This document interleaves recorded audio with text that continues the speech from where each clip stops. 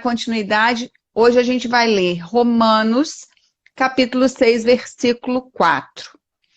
Aproveitando, né, que estamos falando disso, eu vou dar um pulinho e vou trazer a leitura inicial que eu sempre faço, que está em Romanos, versículo 12. Nós hoje vamos dizer de mudança e proveito. Portanto, não deixem que o pecado domine o corpo mortal de vocês e faça com que vocês obedeçam aos desejos pecaminosos da natureza humana. E também não entreguem nenhuma parte do corpo de vocês ao pecado, para que ele a use a fim de fazer o que é mal. Pelo contrário, como pessoas que foram trazidas da morte para a vida, entreguem-se completamente a Deus, para que ele use vocês a fim de fazerem o que é direito. O pecado não dominará vocês, pois vocês não são mais controlados pela lei, mas pela graça de Deus. Obviamente que o pecado, numa figura de linguagem, é o mal que ainda nos habita, é esses instintos que nos provoca as piores emoções, as piores sensações e as piores atitudes, né?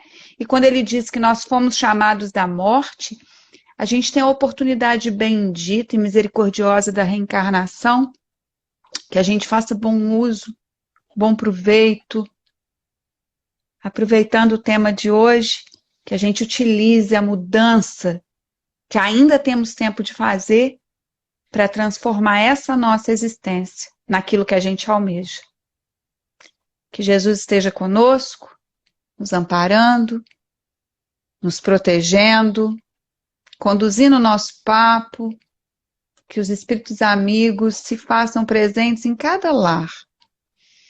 Com muita alegria, peço a permissão para a gente começar o nosso papo da noite. Assim seja.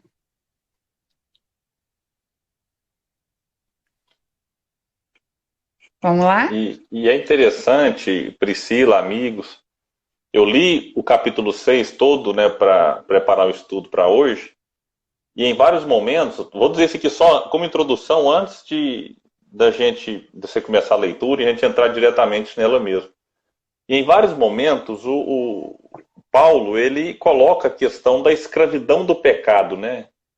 De como a gente fica escravo do pecado, e ele vai fazendo um contraponto entre a questão da justiça, a questão da graça, e trazendo sempre esse alerta para a gente tomar muito cuidado para que o pecado, como você colocou muito bem, erro, tentativa de acerto, a gente erra, mas que tradicionalmente se fala pecado. E eu não gosto muito da palavra pecado, sabe? Não sei se é trauma de religião, não sei o que é, mas eu raramente eu falo pecado, e quando eu falo eu já coloco logo um vírgula, isto é um erro, um equívoco, enfim, alguma coisa que a gente fez e que não foi legal.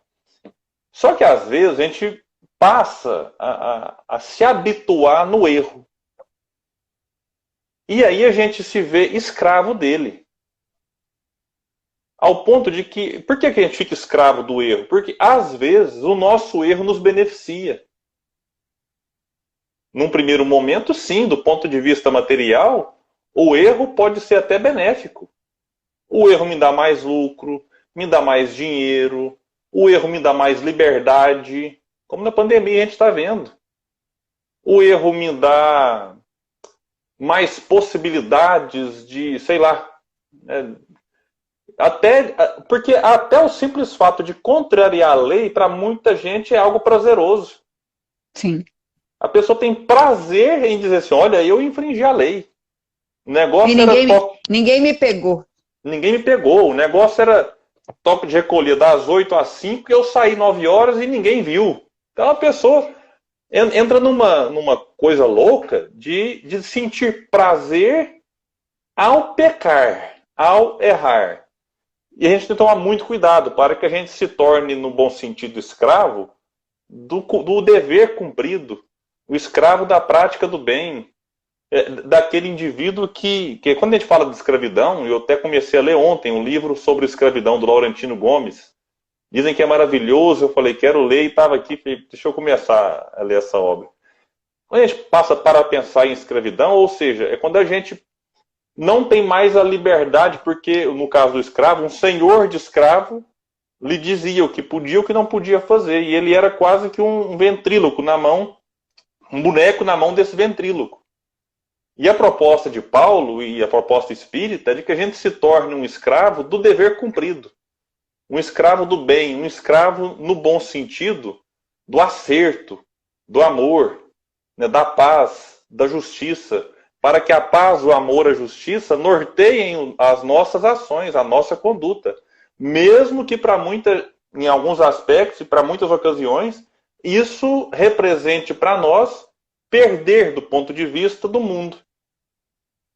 Né? Tem uma frase de Jesus Sim. que fala assim, aquele que quiser salvar a sua vida, perdê-la-á. Mas aquele que perdê-la por causa do meu nome, a terá salvo. Ou seja, todas as vezes que nós tentamos nos salvar, nos perdendo espiritualmente falando, nós perdemos, na verdade. E todas as vezes que nós perdemos diante do mundo, mas ganhamos diante de Jesus, nós saímos vitoriosos. É difícil compreender isso na prática.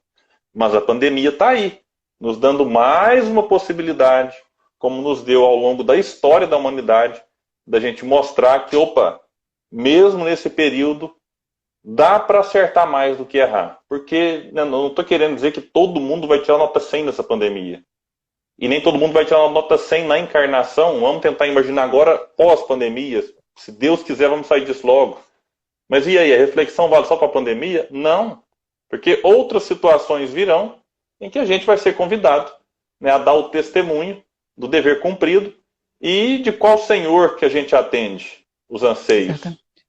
Qual dos dois senhores, né? A Deus ou a Mamon? Então a gente precisa refletir muito a respeito disso, viu? E é tão forte porque se acredita muito a transformação à pandemia. E eu gosto demais, você sabe disso, eu gosto demais do Padre Júlio.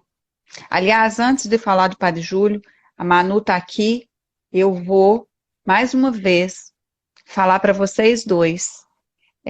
Não fui ainda, não consegui ir ao correio. Eu morro de vergonha mesmo, mas eu tô aí no pecado, sempre justificando meu erro.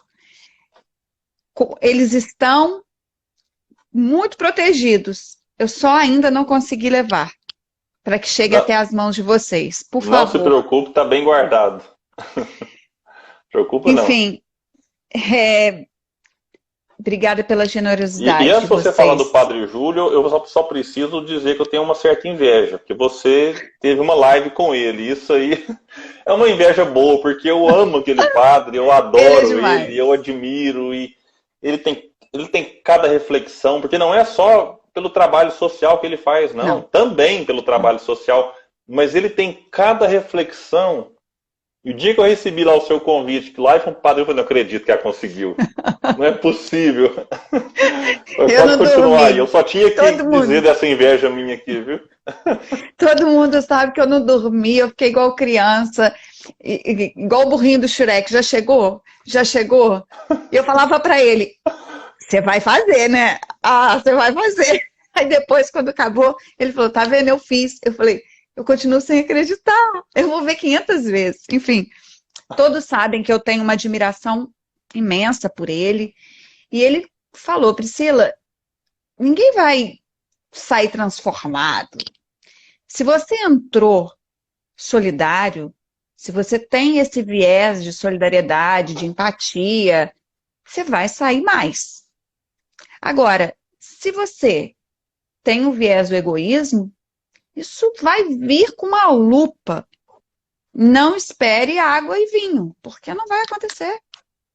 Não vai.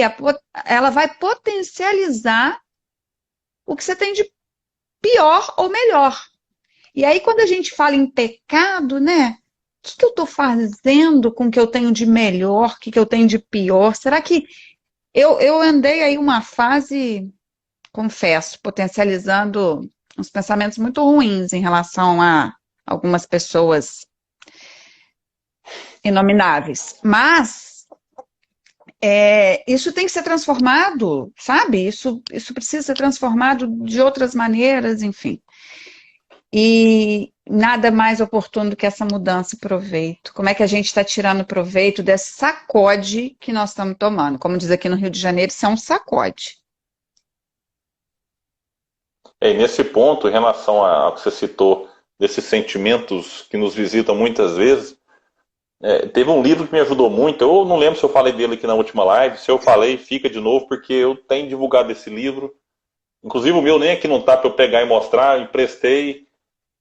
Chamado A Virtude da Raiva, do Arun Gandhi, que é o neto do Gandhi e que vai, de certa forma, até nos tranquilizar, porque durante muito tempo, Priscila, eu me senti, e ainda sinto muitas vezes, culpado por sentir raiva.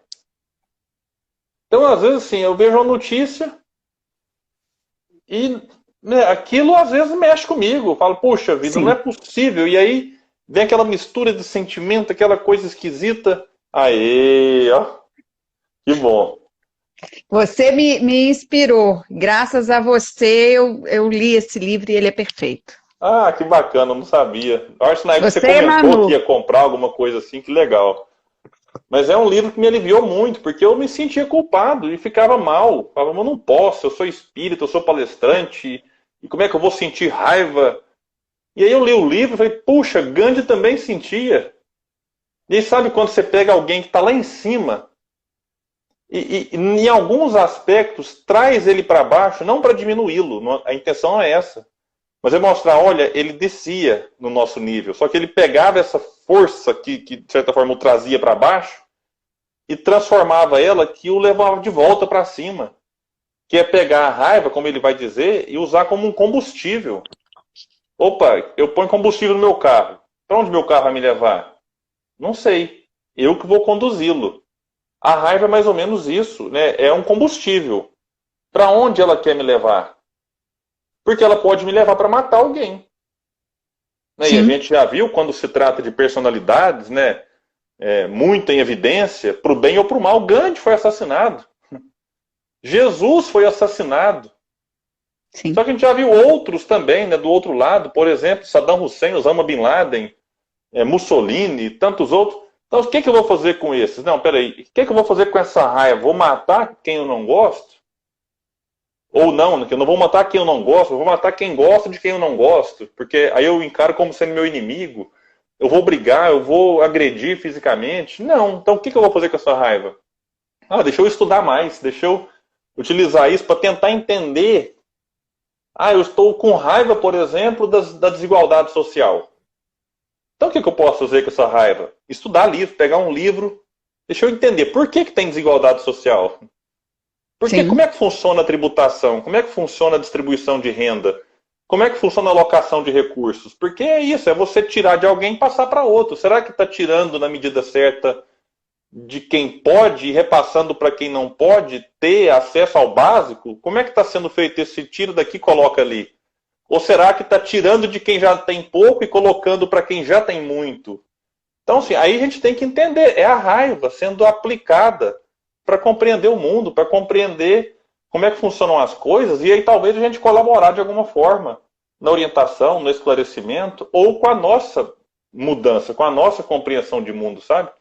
Enfim, essa mudança, que até o título da palestra vai nos trazer aqui, o título desse bate-papo vai trazer aqui, mudança e proveito, fala disso, sabe? Aproveitar a raiva que a gente sente para provocar em nós mudança.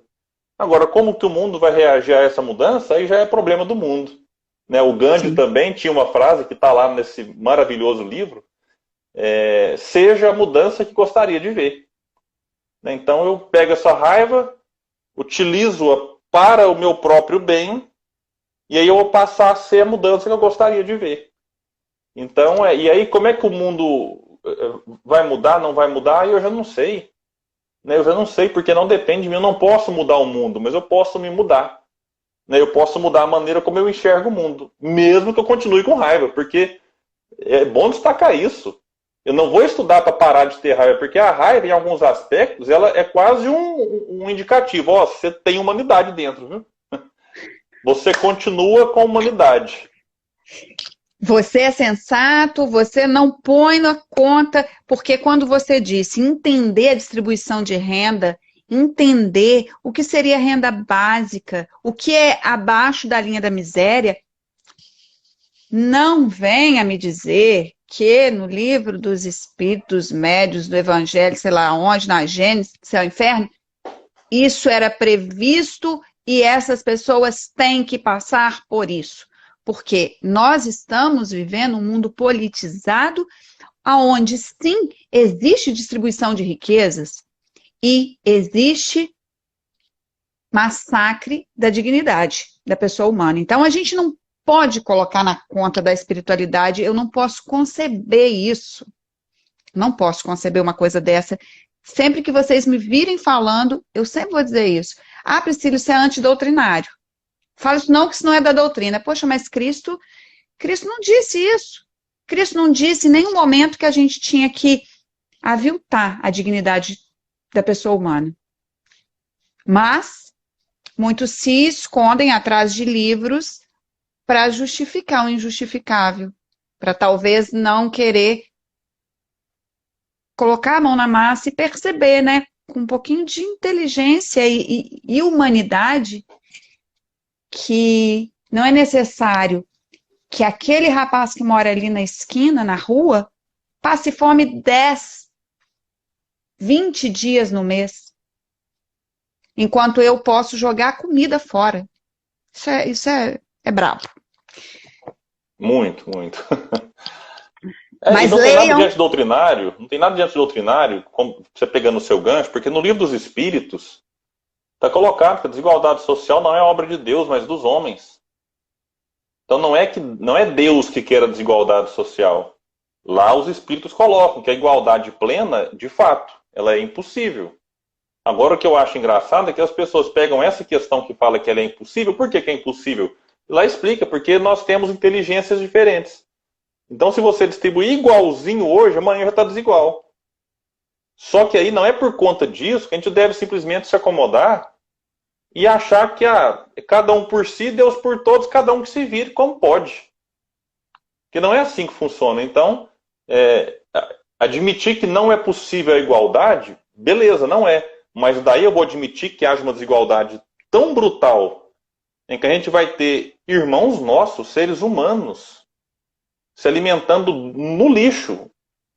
Às vezes me dói o coração, Priscila, porque aqui em casa a gente tem aqui quase na porta eu não sei como é que chama aquilo, um carrinho que coloca lixo, aí vem um caminhão e... Tipo um containerzinho. Tipo um containerzinho, isso. E às vezes me dá, assim, a gente pega o lixo aqui de casa, às vezes já tá ali guardado desde cedo, já tá com cheiro, não tá legal, aí você vai jogar lá, tem mais aquele tanto de lixo, você joga, e às vezes a gente passa na rua e vê ao longe alguém revirando aquilo em busca ou de comida, que talvez, né, ainda tenha uma utilidade, ou de um material descartável para vender e comprar comida. Então, assim, a gente vai achar isso normal, isso certo? Então, assim, o Espiritismo nos convida a olhar para isso, fazer o possível, né, que a gente ajude pelo menos ali dando aquele alimento na hora que a gente pode ter em casa, comprando alguma coisa. Se a gente não tem dinheiro, eu sei que às vezes não é porque é espírita que tem dinheiro no bolso, às vezes não tem.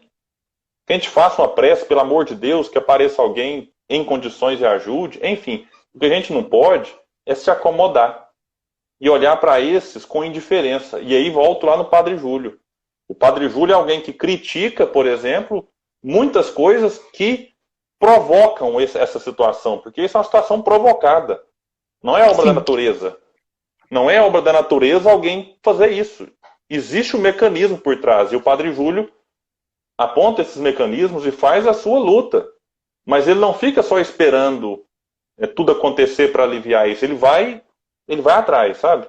Então ele tem um papel duplo. Ele é alguém que se posiciona na sociedade como um crítico de políticas que promovem a desigualdade social, e ele é alguém que vai lá e fala, peraí, meu irmão, vem cá.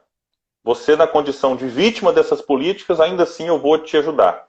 Eu vou te dar o pão que você precisa, eu vou te ajudar a ter um mínimo de dignidade possível. E aí ele faz essa mudança com proveito. Porque nem toda mudança traz em si o proveito, né? E aí é o tema que Emmanuel vai brilhantemente nos trazer nesse livro, que é o Bênçãos de Paz, eu acho, né? Ele está também no Reformador, Ah, também. tá. Mas hoje, eu falando com o zelador aqui do prédio, eu disse a ele, Zé, como aumentou o número de catadores. E olha para você ver, ontem fez muito calor aqui, muito. Então tinha uma banda da melancia, uma fatia, na verdade, ela azedou por conta do calor. E eu coloquei, embalei e coloquei no lixo. Hoje de manhã, 7h30 da manhã, os catadores estavam pegando, o rapaz pegou a melancia e comeu. Eu não aguentei, acabou com o meu dia. Acabou com o meu dia aquilo. Assim, eu tô engasgada até agora, porque ela estava azeda. Então, assim, a miséria, ela tá aqui, ó. Só não vê quem não quer. Enfim, como é que você quer que eu faça? Você quer que eu leia? Você quer falando? O que você prefere? Não, vai lendo aí, a gente vai parando junto e trocando a ideia. É? Vamos... Tá bom. Olha, minha gente, sejam bem-vindos. Nós precisamos movimentar, sabe? Leiam essa Virtude da Raiva. Ele é sensacional. Esse livro é sensacional, vale muito a pena.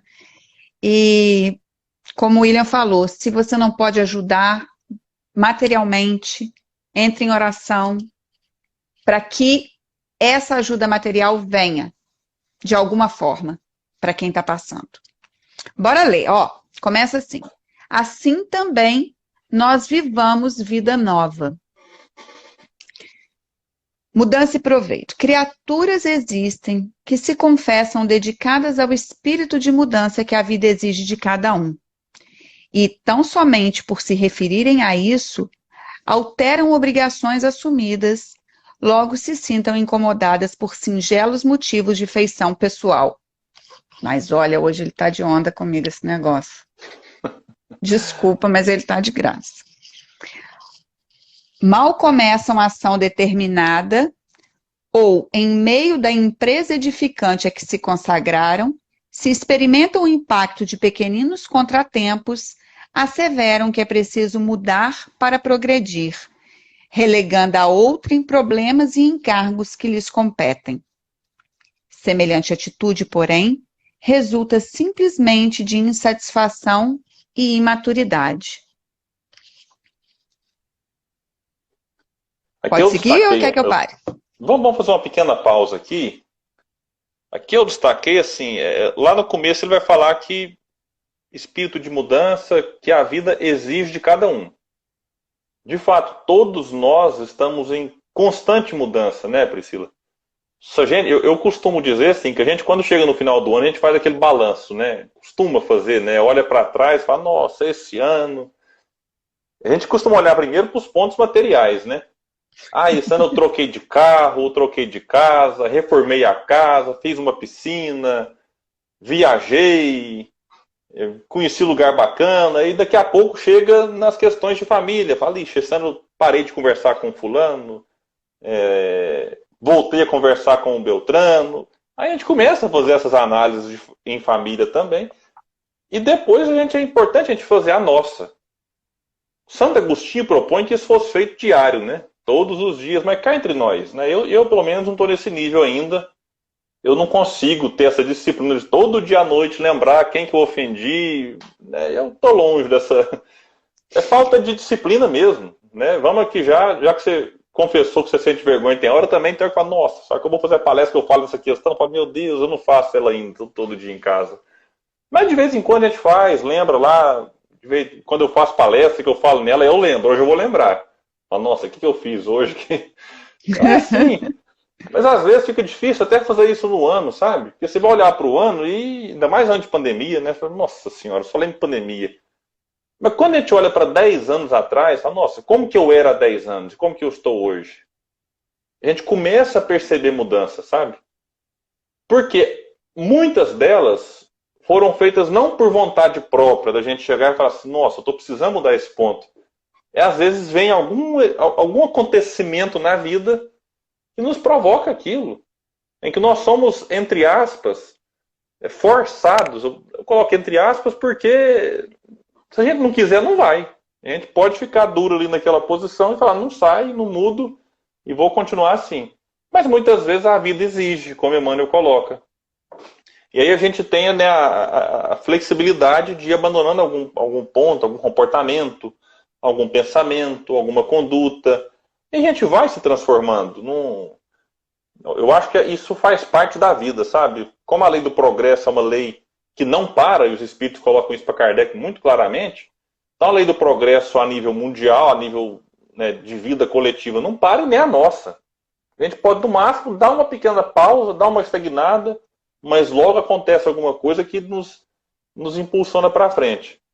O detalhe aqui é que a gente, às vezes, que ele vai nos chamar a atenção, quando ele fala aqui que a gente assume algumas obrigações, mas diante de alguns incômodos, a gente já quer mudar de novo. E às vezes fala assim, não, porque eu gosto de mudança, mas peraí, calma lá. Tudo bem, a gente tem que gostar de mudança, mas às vezes é preciso ficar naquela posição anterior. E se a gente, por conta de que ele vai colocar aqui pequeninos contratempos, já abandona aquela ideia de antes, já parte para outra, daqui a pouco está nessa outra e parte para outra e fica sem se fixar num compromisso, isso também não é algo desejável. E aí ele vai colocar, vai chamar a atenção que semelhante atitude resulta simplesmente de insatisfação, o que é óbvio, estou insatisfeito com algo, faz parte, e imaturidade. Imaturidade que todos temos. Não vamos achar que é só problema do outro, não. Todos somos mais ou menos imaturos. E faz parte. Imaturos é aquele que não está totalmente maduro. Olha, qual de nós pode se dizer maduro em algum aspecto? Difícil. Então, o detalhe aqui é a gente observar. Eu posso ficar insatisfeito, beleza. Mas será que essa mudança aqui é uma mudança realmente necessária? Porque pode ser que sim. É uma mudança fruto só de imaturidade.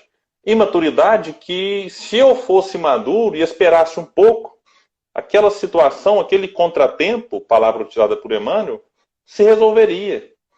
E aí não me obrigaria a mudar antes. Então, se a gente espera um pouco, aquela situação se resolve e a gente continua, sem fazer uma mudança desnecessária.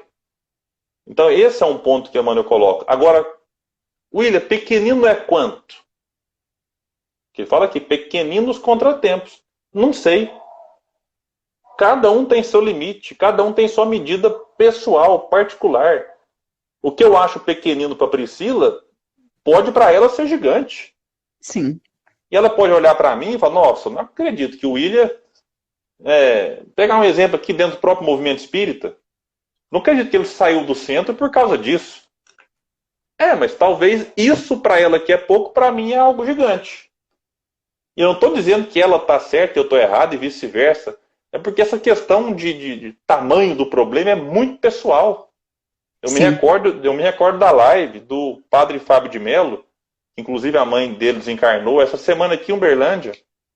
E a gente precisa estar sempre lembrando dele também. Ele que teve um problema seríssimo de depressão e esses momentos de dificuldade, vamos vibrar para que ele, né, permaneça firme. Assim como todas as pessoas, né, que estão passando por essa situação. Mas eu lendo o padre Fábio de Mello na live com o André Trigueiro, que é outros dois que eu admiro assim, de paixão, um dia eu falei que gostava do padre Fábio de Mello, alguém falou assim, mas ele falou algumas coisas já contra o espiritismo. Eu falei, mas ele é católico, não tem...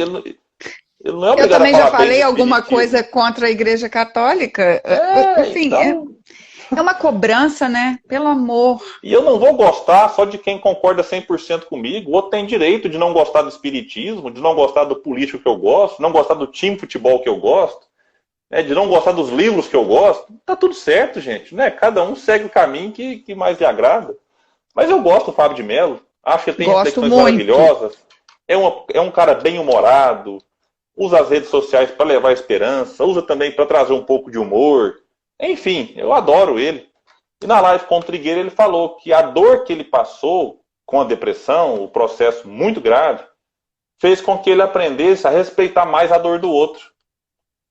Porque ele tinha dentro dele a ideia de que sofrimento de verdade era tipo assim, quando a mãe perdesse um filho. E se chegasse alguém e falasse, nossa, padre, eu estou sofrendo porque meu namorado terminou comigo.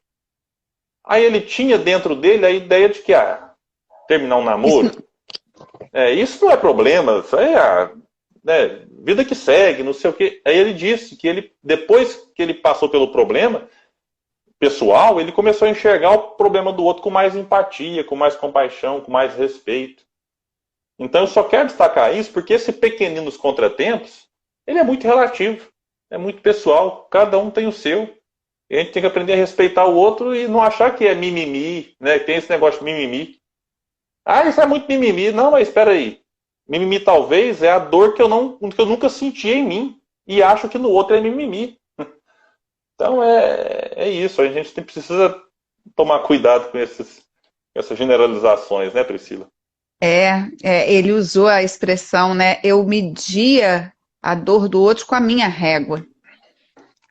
Foi. E às vezes a gente faz isso. A gente acha, às vezes a gente recebe muito isso. Mas você é espírita? Mas você que é espírita, você não pode ficar com raiva. Não, você sabe que tem que manter o padrão vibratório, não sei o quê. Sabemos disso tudo. Mas esse pequenas coisas pega no nevrálgico. Posso seguir? Pode, fica à vontade. Renovação não é alterar o caminho, porque estejamos sob as consequências de ajustes e decisões abraçados por nós mesmos, com vistas à nossa melhoria espiritual. Muito mais que isso, é aceitar varonilmente as ocorrências adversas, os golpes da estrada, os desafios da prova e as crises da existência, incluindo as mudanças a que a penúria, abandono, enfermidade ou desencarnação nos constranjam, procurando servir mais e melhor no plano de evolução e trabalho em que a providência divina nos colocou. Transformação permanente por dentro, metamorfose da alma que encerra consigo bastante poder para transfigurar dificuldade em lição e sombra em luz. É bacana porque quando a gente pensa, eu tenho que mudar. Opa, peraí, eu vou embalar essa Priscila aqui, jogar ela toda fora e fazer aparecer Michael Jackson. E aqui é bacana, Priscila, porque a gente olha, ele fala assim, aceitar varonilmente, né, as ocorrências adversas, os golpes. O verbo aceitar é interessante, porque assim, se eu não aceitar, vai acontecer o quê? Aí os golpes da estrada, eles vão deixar de existir se eu não os aceito? Então, a revolta não vai trazer solução. O desespero também não vai trazer solução. A fuga, às vezes, vai agravar o problema. Então, quando ele fala assim, aceita, então beleza. Eu aceitei agora, o que eu posso fazer? Bom, esses problemas são passíveis de mudança, eu preciso fazer alguma coisa para que eles mudem.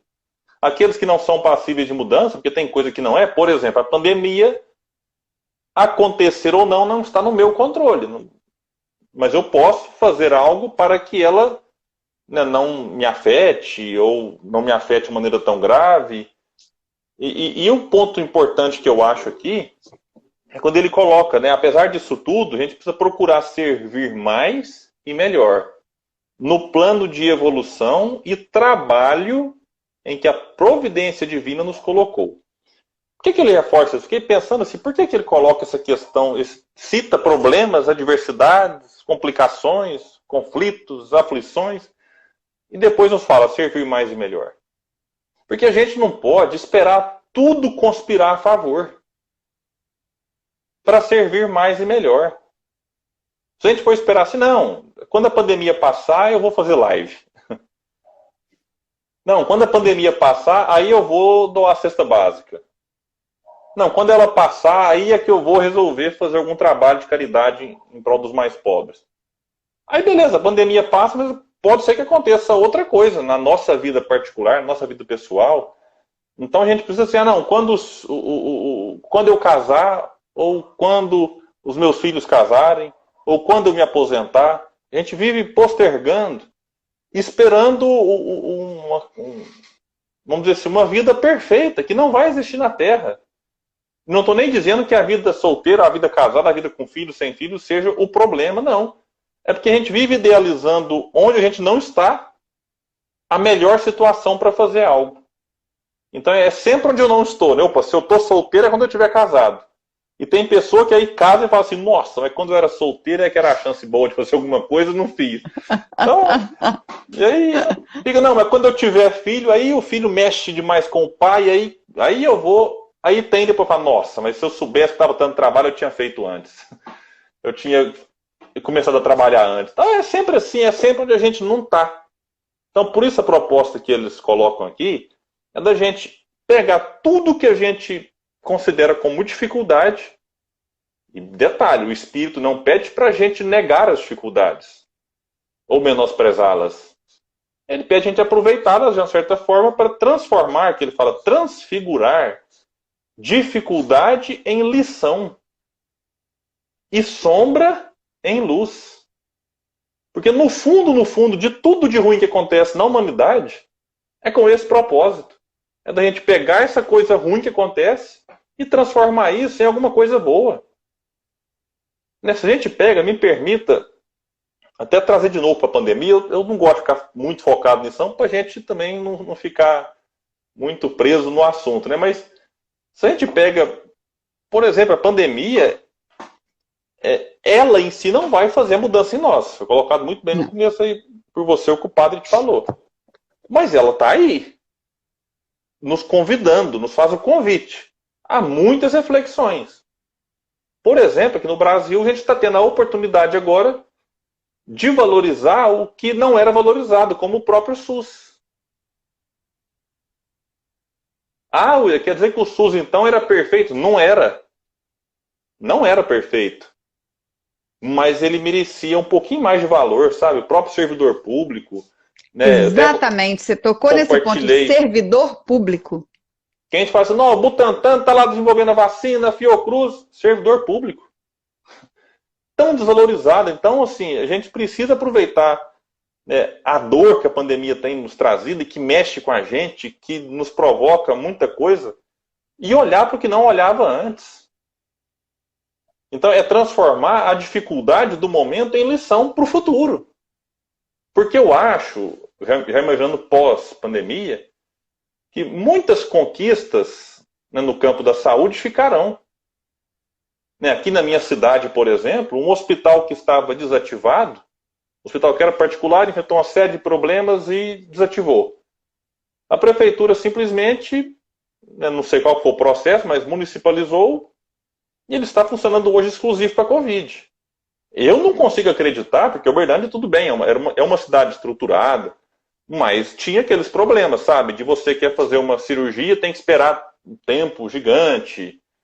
Você quer um atendimento médico, demora, por conta de uma estrutura também precária. Eu não quero acreditar que depois da pandemia vão desativar esse hospital de novo. Então, eu acredito que ele ficará para a sociedade pós-pandemia.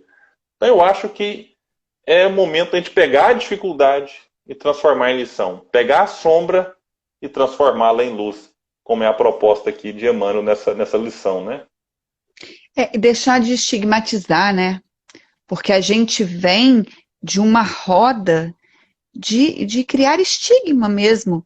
Como, por exemplo, servidor público. Eu sou de uma família, uma parte é comerciante, a outra parte é de servidor público. E doía em mim quando falavam, é tudo preguiçoso, é tudo moleirão, que Minas fala muito moleirão, não sei, aí em Uberlândia, é tudo custoso, não quer fazer nada e não sei mais o que. Eu ficava arrasada. Porque minha mãe jamais foi assim, a minha mãe jamais se beneficiou da máquina pública para oferecer vantagem, sabe? Então, a gente tem que tirar esse estigma. Da mesma forma, você está auxiliando alguém com cesta básica, você está estimulando a vadiagem. Pelo amor de Deus. Não, em Juiz de Fora tem uma coluna social em que o cara que escreve a coluna social, diariamente ele coloca isso. Não dê esmola na rua, isso é estimular a vadiagem. Isso é inacreditável. Inacreditável, porque a gente, por erros de um ou outro, a gente generaliza e engrossa o caldo da fome. Então a gente tem que... Isso aqui foi tão lindo. Tirar a sombra que nos habita e colocar a luz. Em alguns momentos é difícil. Mas eu sou espírita, então eu tenho que aceitar, e porque foi assim que tinha que ser. Não posso me desesperar, não posso me revoltar. Não é isso, minha gente. Vinde a mim os aflitos, que eu vos aliviarei. Entrega tua dor, tua revolta, teu desespero. Peça misericórdia. Jesus não disse que você não podia fazer isso. Ele disse, tá difícil? Vem cá que eu te ajudo. Mas tá muito difícil, espera aí que eu vou mandar.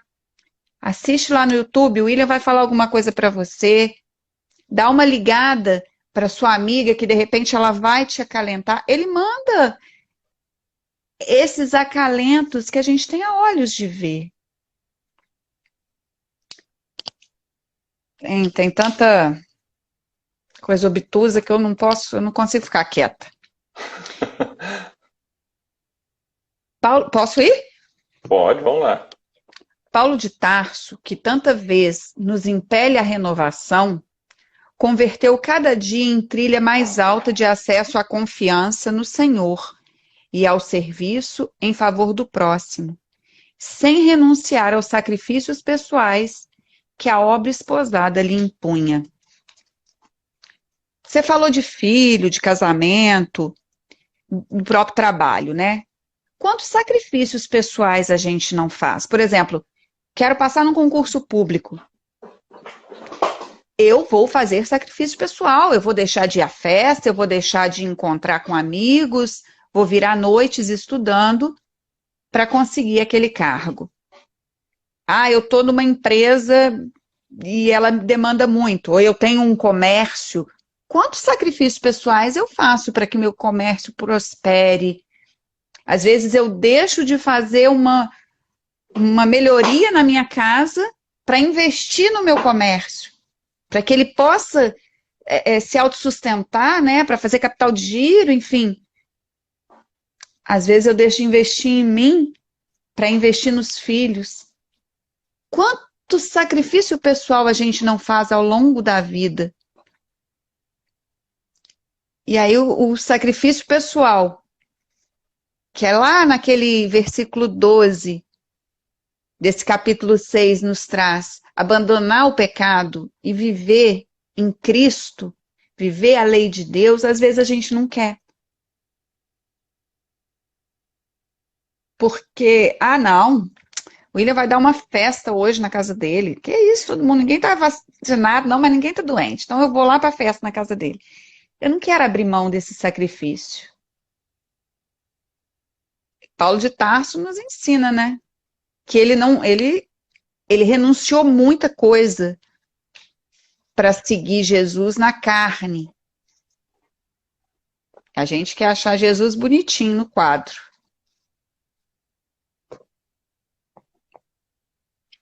E sacrifícios são também pessoais, né, Priscila?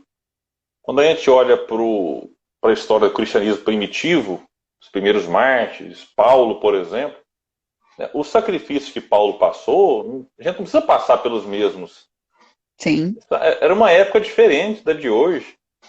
Então, quando a gente olha para outros, Joana d'Arc, era um tipo de sacrifício. Hoje não se tem mais fogueira queimando cristãos. E a gente pode ampliar também, quando coloca aqui essa questão e você colocou muito bem, quando fala serviço em favor do próximo e sacrifício pessoal, além da questão religiosa. Na questão profissional existe sacrifício, a questão do estudante que quer passar no vestibular existe sacrifício. Leon Denis chega a enaltecer o sacrifício, dizendo que, não é com essas palavras, mas a ideia de que não existe progresso sem sacrifício. Não existe. Não é progresso espiritual, não. O progresso material pode até existir. Às vezes você, sei lá, recebe uma herança gigantesca e opa, melhorei de vida. E sem muito sacrifício, o sacrifício foi feito por outros. Então, beleza. Mas tirando esses casos pontuais, normalmente é necessário sacrificar em benefício próprio. Também. E em benefício do próximo nem se fale. Nem se fale. A gente falou aqui de pesquisadores, sacrificam, médicos, nem se... Nossa, profissional da saúde nesse momento, meu Deus. Que sacrifício. Então, é assim, faz parte da sociedade. Não só no campo religioso. Então não é assim, a pessoa às vezes, pegando mudança de novo, e proveito, a gente às vezes está com problema, por exemplo, na casa espírita que frequenta. E aí eu falo, não, mas eu quero mudar de casa. Tudo bem, eu até brinco, né? Faça um espiritur. Né? Às vezes você faz um turismo entre casas espíritas, mas aí precisa abandonar a causa. Não, então beleza, eu vou mudar de casa sem mudar de causa. Mas tem pessoa, Priscila, que eu tenho conversado, muitas pessoas me chamam, porque, nossa, estou decepcionado com o movimento espírita, porque não sei o que, o fulano falou isso e aquilo. E a pessoa às vezes fala, Uida, eu cansei da causa espírita. Eu até tento, vou confessar para você, conversar com essa pessoa, mostrar, olha, mas você está focando muito nesse padrão aqui que não é geral. Né? O movimento espírita não é perfeito. É feito de homens com as suas contradições. Ah, mas é porque eu não consigo acreditar que alguém é espírita e defenda a pena de morte, defenda a tortura, defenda isso. Eu falei, eu também não, mas fazer o quê? Né? Não vamos focar neles, vamos focar nos outros. Que são contra a pena de morte, contra a tortura e contra tantos absurdos que a gente vê às vezes. Então é uma questão de onde eu vou direcionar a minha atenção. Mas quando eu vejo que a pessoa fala, não quer mesmo, então tudo bem. Mas aí eu brinco, né? Falo, olha, abandone a causa espírita, então, já que você quer, mas não abandone a causa do bem, que é a causa maior que deve nos unir. Né? Se a pessoa quer ficar na casa espírita ou não, se ela quer ficar na causa espírita ou não, é uma questão muito pessoal, muito particular, mas que ela não abandone a causa do bem. Esse é que é o ponto central. Porque nesse ponto, todos nós nos unimos. Católicos, evangélicos, espíritas, todos, até ateus. Eu conheço ateu Sim. maravilhoso que está na causa do bem, está junto, compra cesta básica, agasalho, não guarda mágoa, não guarda ressentimento, é desapegado. Eu falo, meu Deus do céu, isso aí, às vezes, na prática, ele é mais espírita do que muita gente, do que muitos de nós, inclusive. Então é isso, sabe? É essa mudança em serviço do próximo sempre. Mas tem que tomar cuidado para ver se essa mudança não vai fazer com que a gente diminua o serviço em favor do próximo. Aí tem que ter o cuidado. Porque falar assim, vamos mudar em tudo. Mudança nem sempre significa melhora. Nem mudança de emprego, nem mudança na política, nem mudança de relacionamento. A gente pode mudar para pior. Em todos esses aspectos. Então, tomemos cuidado. Qual vai ser o proveito dessa mudança? Esse é um ponto que a gente precisa ficar muito alerta. Né? E é engraçado, né? Porque sempre tem, nas casas espíritas, sempre tem, em todo local tem essa discordância. E aí, a pessoa pega raiva, usa o livro, minha gente. Se você está passando por isso, pega esse livro, Virtude, isso é bom demais. Porque você vai ver, né?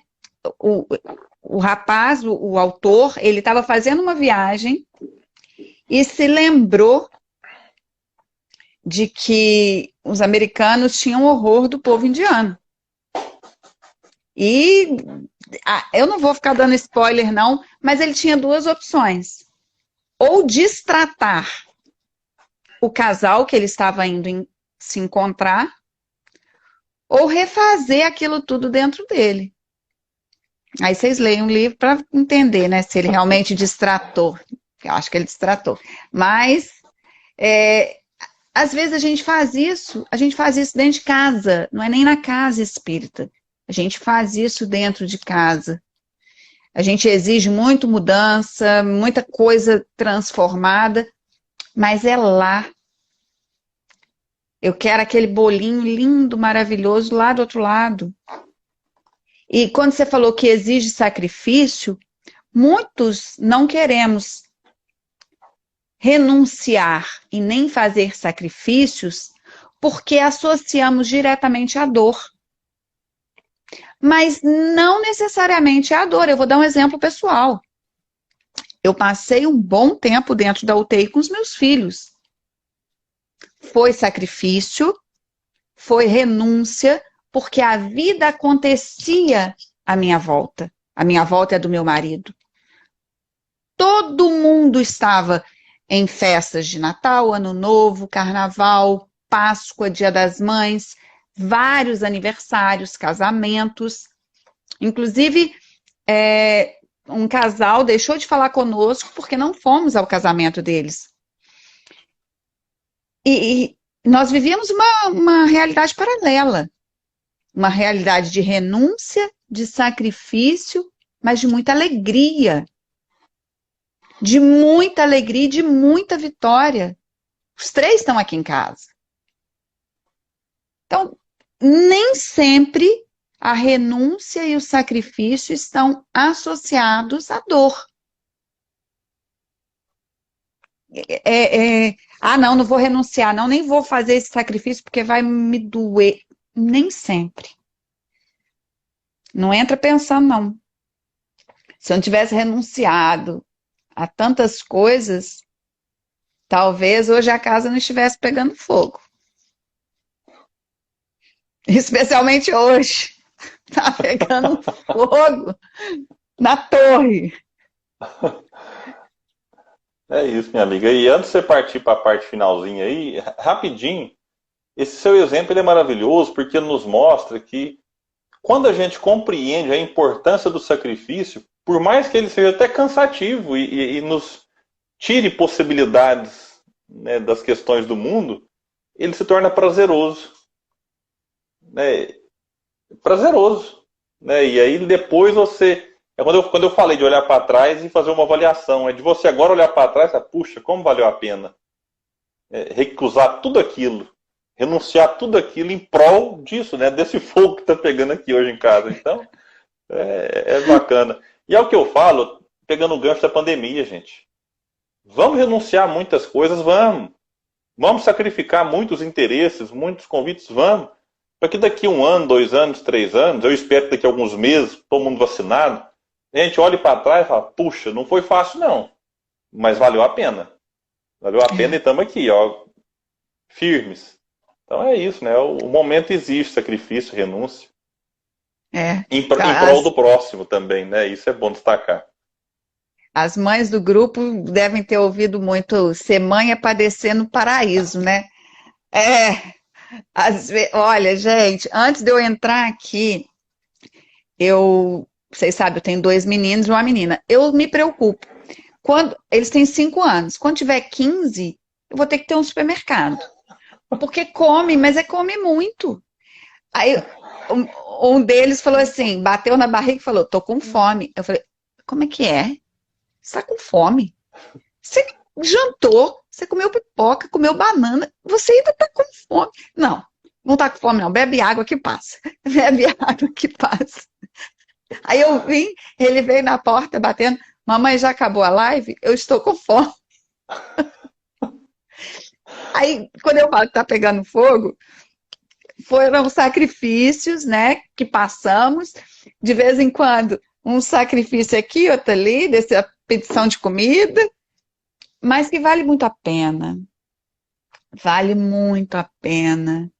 Então, não associem o sacrifício à dor, a algo penoso, algo pesado. às vezes, em alguns momentos pode ser, né, não tão agradável, mas no todo é bom. É aquele negócio, como é que é?